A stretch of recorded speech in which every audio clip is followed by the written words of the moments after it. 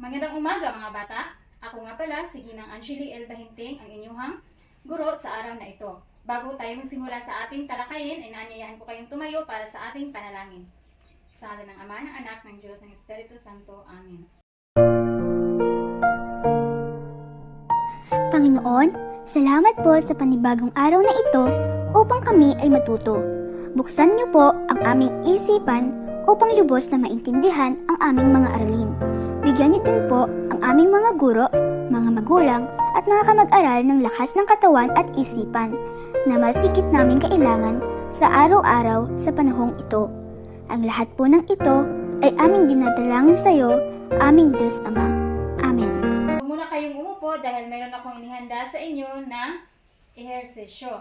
Ang gagawin nyo lang ay sabayan ang nasa video. Naintindihan ba mga bata? Okay, magaling. Ready, set, dance! Let's twist. Twist now. Crisscross. Criss and cross and in and out. Let's run. With high knees. Shake it out.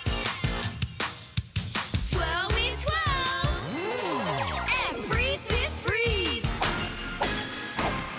Nag-enjoy ba kayo mga bata sa ating ehersisyo? Okay, very good. Ngayon, bago kayo umupo, ay pakiayos muna sa inyong mga upuan at pulutin ang mga basura at itapon ito sa tamang lalagyan.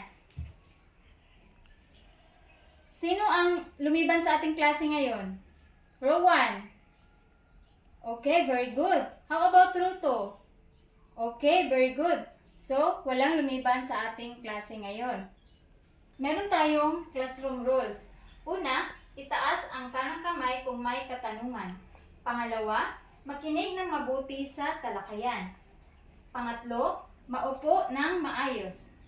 Pang-apat, makibahagi sa mga gawain. Okay, kailangan nating sundin ang ating classroom rules dahil sa pamamagitan nito, ang ating talakayan ay magiging maayos at mapanatili ang ating respeto at disiplina sa ating kapwa, mga kaklase at lalong-lalo na sa inyong guro.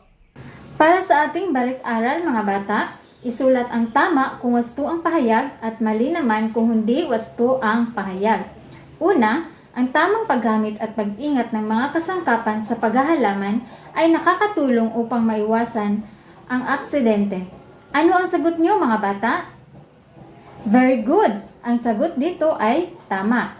Pangalawa, mahalaga ang pagsusuot ng angkop na kasuotan tulad ng guwantes at bota upang maiwasan ang aksidente sa paghahalaman. Ano ang sagot nyo mga bata? Magaling! Ang pahayag na ito ay tama. Pangatlo, ang pala at asarol ay parehong ginagamit sa paghukay ng lupa. Magaling! Ang sagot dito ay tama. Pang-apat, mahalaga ang mga kagamitan at kasangkapan sa paghahalaman upang mapadali ang mga gawain sa pagtanim. Ano ang sagot nyo mga bata? Magaling! Ang pahayag na ito ay tama. At ngayon, meron akong ipapakitang larawan at meron akong mga gabay na tanong sa inyo mga bata. Nakikita nyo ba ang mga larawan mga bata? Ano ang pangunahing pagkakaiba sa itsura ng dalawang halaman sa larawan? Very good! Ang pagkakaiba ng dalawang larawan ay ang unang larawan ay inaalagaan at ang pangalawa ay hindi inaalagaan. Ano ang dahilan kung bakit malusog ang halaman sa kaliwa? Mahusay mga bata! Malusog ito dahil pinapaarawan at dinidiligan. Ano ang maaaring problema ng halaman sa kanan? Mahusay mga bata! Hindi ito inaalagaan tulad ng pagdidilig at pagpapasikat ng araw. Ano ang mahalagang bagay na kailangan ng halaman sa kanan upang manatiling malusog? Magaling mga bata! Kailangan natin itong alagaan sa pamamagitan ng pagdidilig, paglagay ng pataba at tamang sikat ng araw. Meron na ba kayong mga ideya mga bata kung anong ating tatalakayin ngayon? Okay, ang ating tatalakayin ngayon ay tungkol sa mga salik na dapat isaalang-alang sa paghahalaman. Pero bago natin ito tatalakayin ay basahin muna natin ang ating objectives. Sa pagtatapos ng aralin, ang mga mag-aaral ay inaasahan na una, natatalakay ang mga salik na dapat isaalang-alang sa paghahalaman. Pangalawa, mapapahalagahan ang mga salik na dapat isaalang-alang sa paghahalaman. At pangatlo, maipapakita ng mga mag-aaral ang paggamit ng iba't ibang mga salik sa paghahalaman sa pamamagitan ng pagsasadula. At ngayon ay atin ang tatalakayin ang ating mga salik na dapat isaalang-alang sa paghahalaman. Mayroon tayong 7 na dapat isaalang-alang sa paghahalaman. Ang una, lugar. Pumili ng halaman na nababagay sa kapaligiran at klima ng lugar at siguraduhin may tamang distansya sa pagitan ng bawat isa upang maging maayos ang pagkakatubo nito. So mahalagang mga bata na piliin ang halaman na angkop sa klima at kapaligiran upang mas mapadali itong lumaki at umangkop.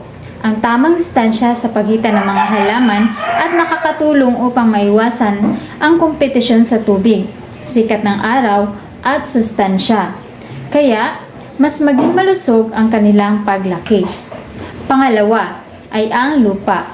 Suriing mabuti ang lupa sa pagtatanim at linising mabuti ang lupa upang mapuksa ang mga namamahay na mga insekto rito.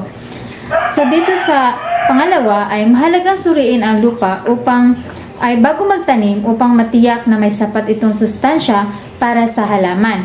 Ang paglinis ng lupa ay nakakatulong upang matanggal ang mga peste at insekto na maaaring makasira sa mga tanim. Mayroon tayong 3 uri ng lupa. Ang una ay ang banlik o loam. Buhagag ito at karaniwang nakukuha sa gilid ng ilog.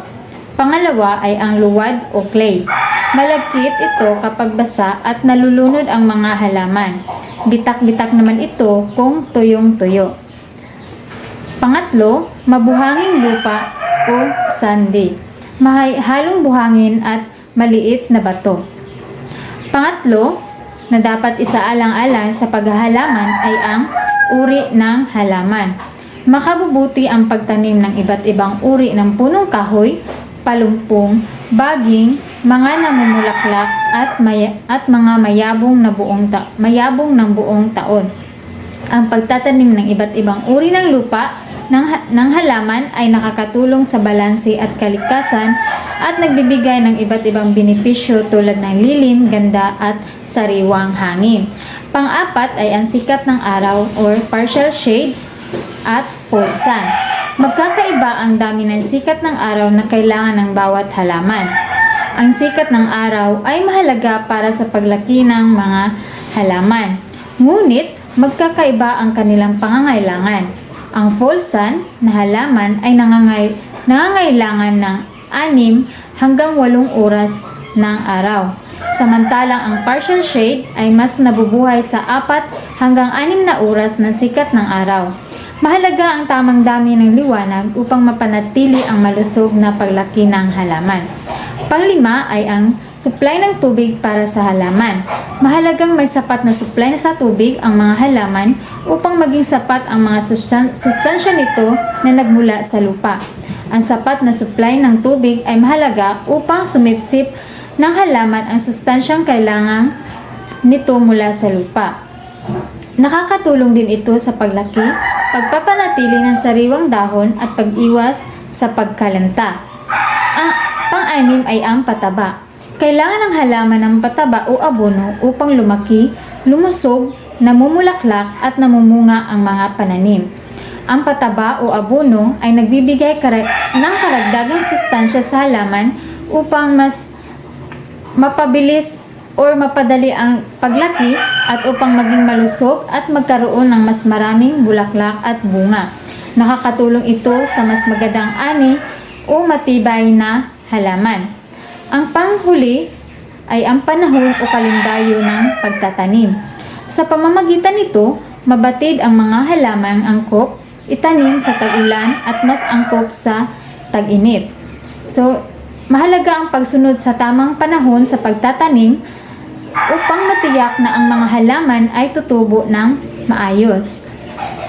May mga halamang mas angkop itanim sa tag-ulan dahil kailangan nila ng maraming tubig, habang ang iba naman mas nabubuhay sa tag-init dahil mas gusto nila ang mainit na panahon. Naintindihan niyo ba ang ating tinalakay, mga bata? Okay, very good. Ano nga ulit ang dapat isaalang-alang sa paghahalaman, mga bata? Okay, lugar, lupa, uri ng halaman, sikat ng araw, supply ng tubig, pataba, panahon o kalendaryo. Magaling, mga bata! Ngayon, meron akong inihanda na role-playing activity, mga salik na dapat isaalang-alang sa paghahalaman. Mga panuto, hahatiin ang klase sa 4 na pangkat. Bawat pangkat ay magpapakita ng isang sitwasyon o eksena na may kaugnayan sa kanilang itinalagang salik sa paghahalaman.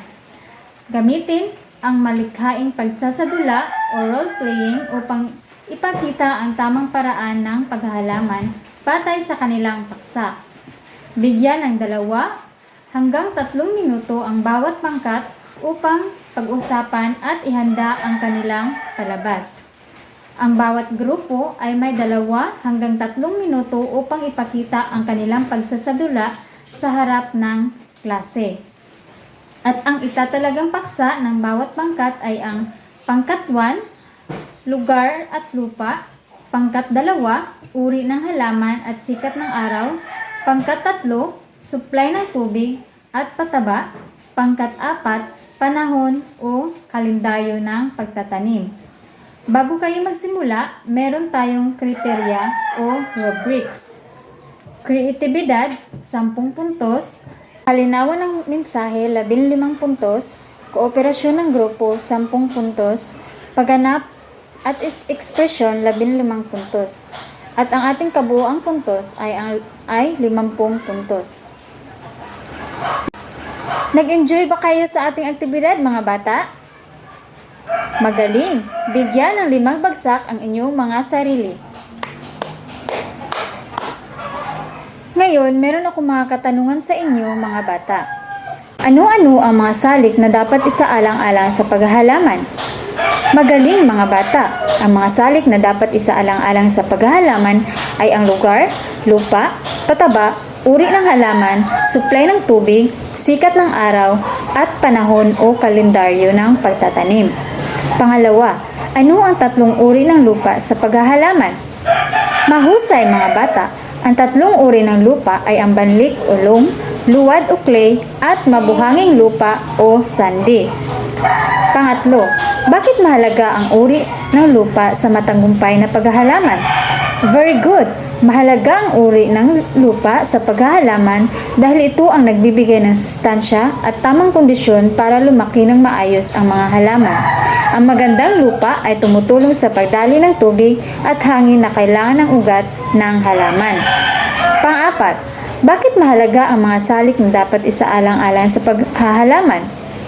Magaling, mga bata! Mahalaga ang mga salik sa paghahalaman dahil nakakaapekto ito sa paglaki at ani ng mga halaman. Kasama rito ang tamang lupa, tubig, sikat ng araw at tamang pag-aalaga upang matiyak ang malusog na paglaki ng halaman. Magaling, mga bata, at meron kayong natutunan sa ating tinalakay ngayon. At dahil dyan, bigyan nyo ng very good clap ang inyong mga sarili. 1, 2, 3. 1, 2, 3. Very good, very good, very good. At dito nagtatapos ang ating klase. Goodbye, class!